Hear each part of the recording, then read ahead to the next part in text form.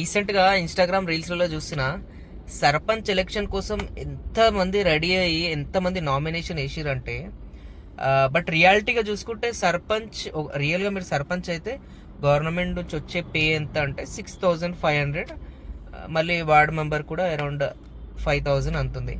But వీళ్ళు కొన్ని ల్యాక్స్ అంటే ఆల్మోస్ట్ 50 lakhs, 20 lakhs, 30 lakhs ఖర్చు పెట్టి ఓట్లు కొంటున్నారు అనమాట. అంటే ఒక ఓటు కావాలంటే 10,000, 15,000, ఆ ఊర్లో సరౌండింగ్ ఊర్లో ఎంతమంది అయితే ఉంటారో వాళ్ళకి అంతమంది మనీ వంచుతురు.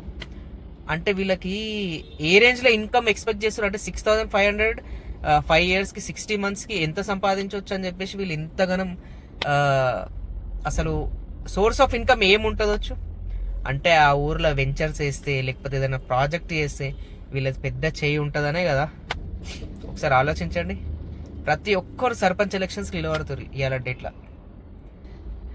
మీలో ఎవరికైనా తెలిస్తే సర్పంచ్ అయితే ఎంత అమౌంట్ సంపాదించవచ్చో వాళ్ళ సోర్స్ ఆఫ్ ఇన్కమ్ ఏముంటుందో కమెంట్ చేయండి.